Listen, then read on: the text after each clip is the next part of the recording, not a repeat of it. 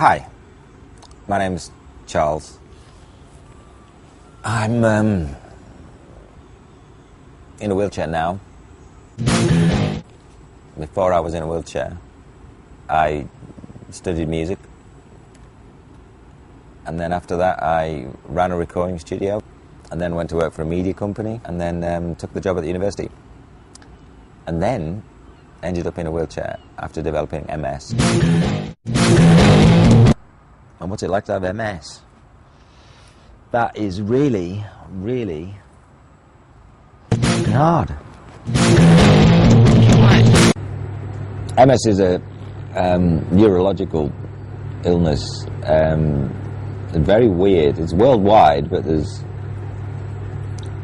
pockets that have larger numbers than others. Britain and Europe, America have more sufferers of MS than other places. I talked to an Indian neurologist a few years ago, and she was unheard of in India. I read a paper written by a Chinese doctor, and he'd never seen it until he came to England. So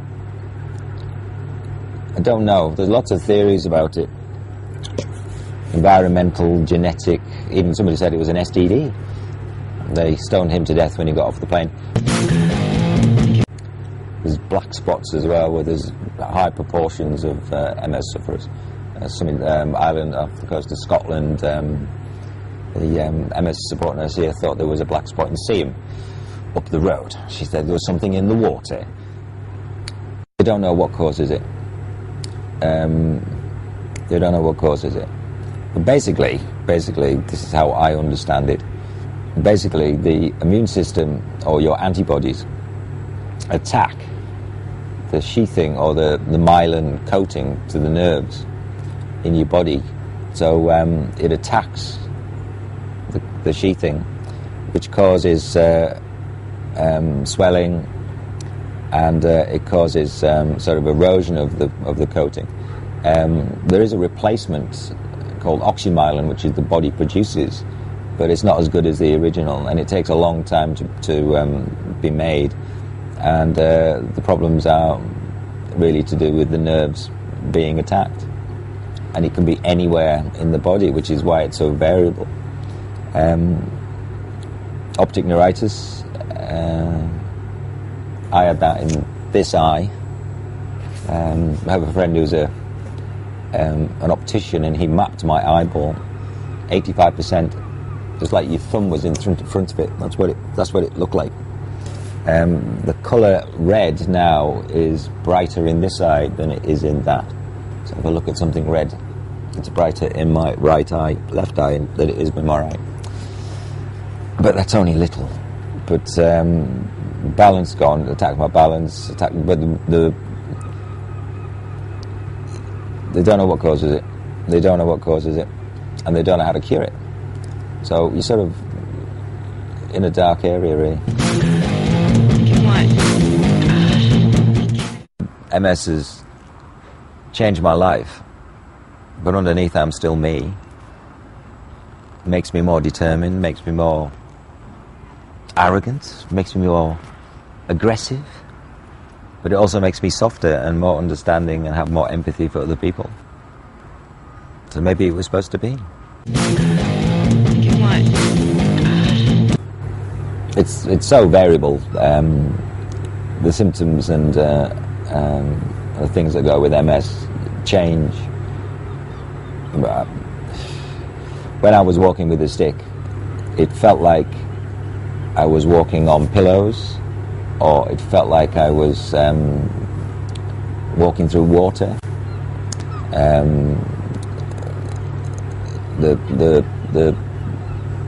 The power in my grip has dropped, so I can't hold things and put pressure on them.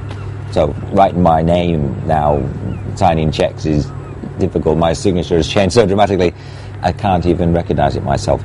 And it feels like you've got weights on your arms. It's difficult to lift them up sometimes. But you get this other horrible symptom fatigue. It is. It's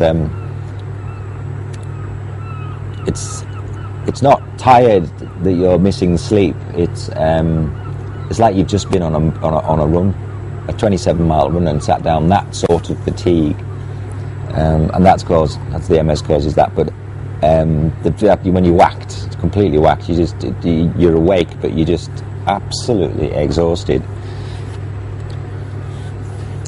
That's another problem I have.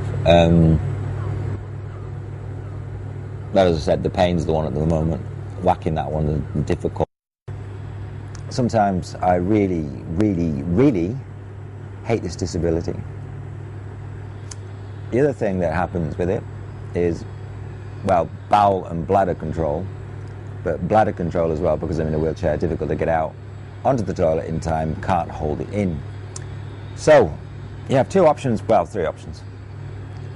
You can put a catheter in,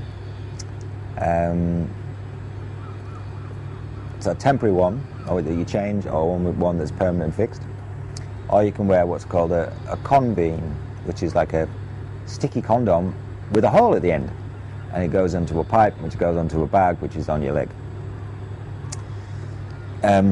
If you use a catheter, the chance of infection goes out the roof, and infection with MS is not a good idea. It makes things terribly worse, for me anyway. So I wear a conbeam, which unfortunately now and again decide to leak. Movements, spasms, whatever, but they get leaked. So today, just to make my life even more complicated, it's leaked. So now I have to make a phone call to the agency I use for my care, see if I can get somebody in to help me do that. I might not be able to, and then go home and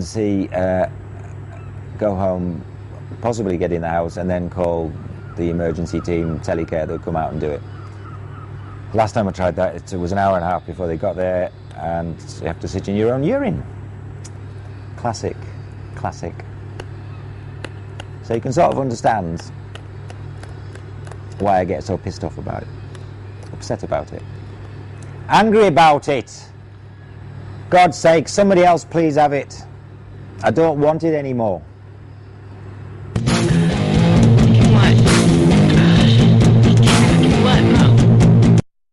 There's so many. You do feel as though you're trapped in this body. It doesn't affect your brain, it doesn't affect my mental capability at the moment, but I suppose it might in the future. But you feel trapped, feel as though you have to scream, feel as though you have to shout louder than everybody else.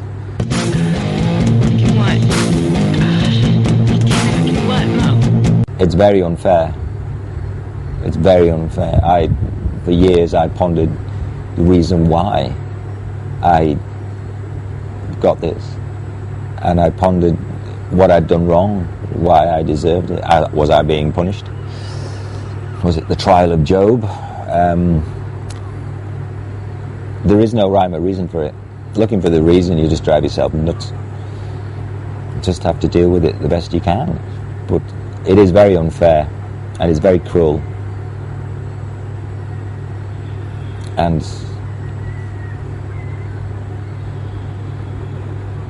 understanding it, you can only be around the people that understand it are the people that have it. But hence the reason they have the MS Society and other people, because they understand it. You don't have to say anything. But it does change. Just to keep me on my knees, it does change. But as I said, the pain was the last one, the last attack. That was the residual symptom that was left. I don't know. Makes no sense. Makes no sense. After I developed MS, which is a very cruel disability, things changed. Been about 8 years since I developed it. Walking with crutches, accused of being drunk. Mobility's gone wrong, ended up in a wheelchair.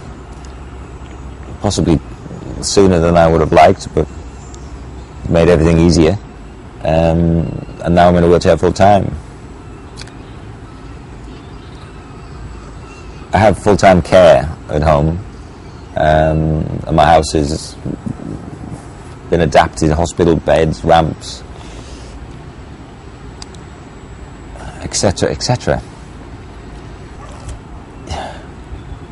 It's terribly annoying, upsetting, aggravating because of this and all the things I did before, and I can't do those anymore. But the thing I miss the most is the guitar. I used to play the guitar. I must have thousands at home. They're all hanging on the wall.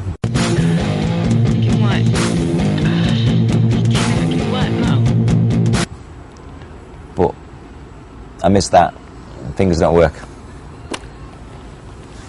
It's a bit frustrating when you try, but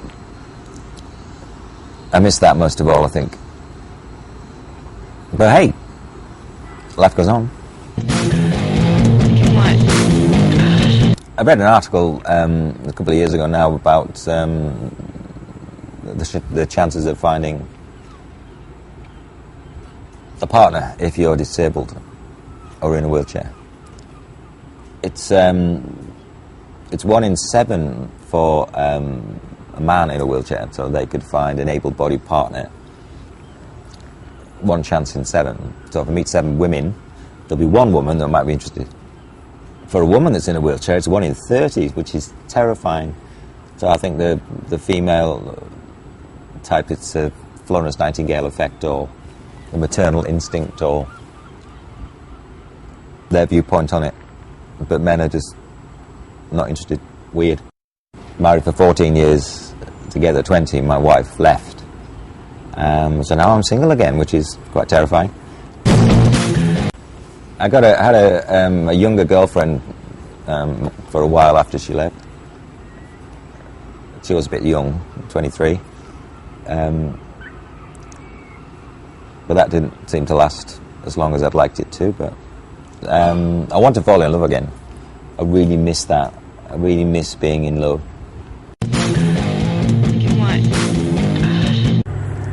Not fair. It's not fair. It's not fair. Somebody else can have it. I'm sick of it. Because my plans had to change because of the disability, and my hopes and dreams had to change because of the disability, and things dramatically then went pear-shaped. When I was first diagnosed with MS, my GP put me on an antidepressant because he thought I'd be depressed, which I think everybody's going to get depressed about it, you know. Of course you are, you're going to get depressed about it. Floats around and lands on people, and if it lands on you, it's going to make you depressed. So, you are depressed. I mean, there are people that are close to me that think I'm still depressed. But talking about this probably does make you depressed, but never mind. Can't win. But depression is expected, really. I mean, of course it's expected. I think everybody would get depressed about it, but I don't know. But depression gives rise to other horrible feelings. Euthanasia, suicide. Do you want to know if I've thought about it? Yes. Do you want to know if I've taken it seriously? Yes. I think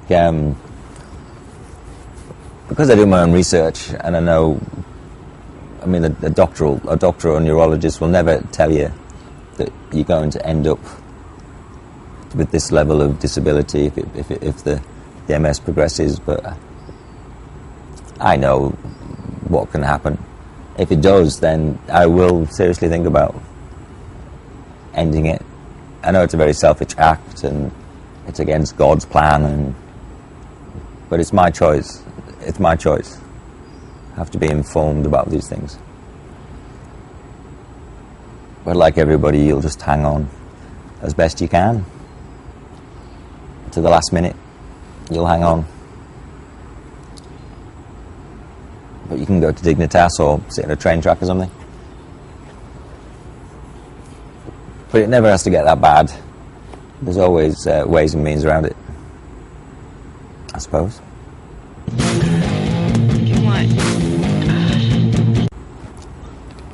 Because the dreams and the hopes I had before the disability arrived, I can't do anymore.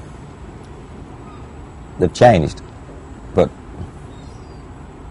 I don't see the future anymore. I don't have any dreams that I'm working towards.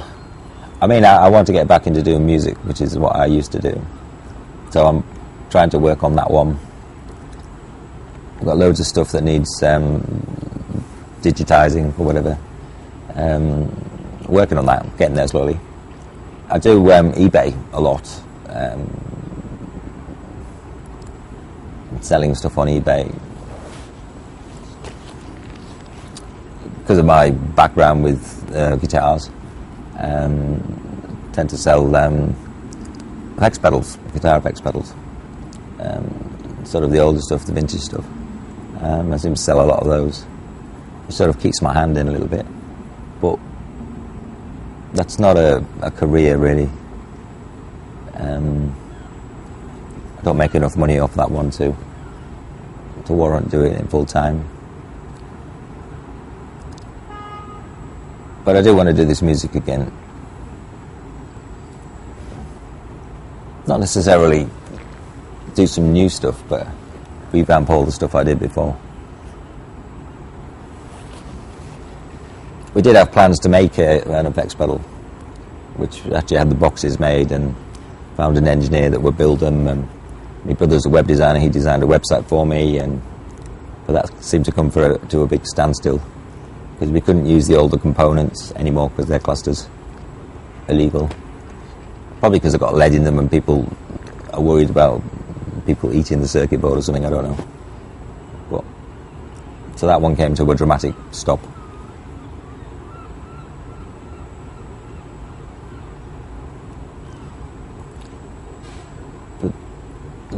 You've got to keep yourself busy. You've got to keep yourself busy. You've got to keep yourself occupied. One has to try one's hardest.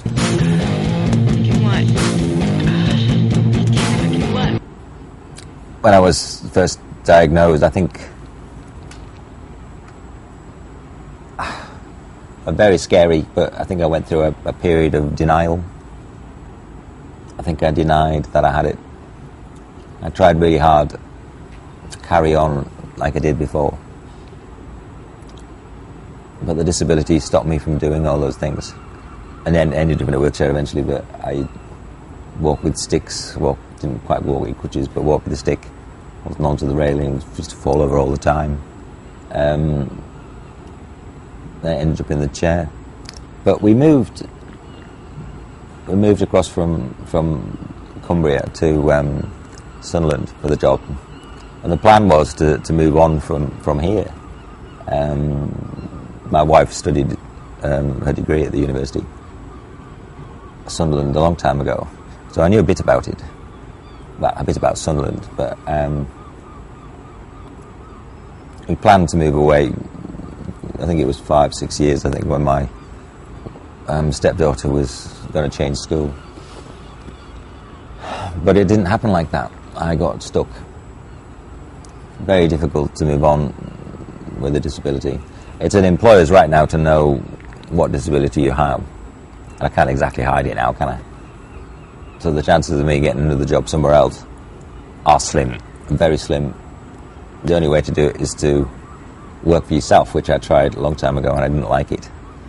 But I know I know somebody over here that runs a record label who's got it, and somebody over in Carlisle who's got a PR company who's got it, Jim. But they work for themselves. They're only sole traders, so they couldn't take anybody else on. So that's the only way I could do it, and I don't think my working for myself would support the lifestyle or pay the bills or pay the mortgage that I have now. So, I mean, most people are trapped. Most people feel as though they can't move on and wait for retirement. But I don't know. I don't know.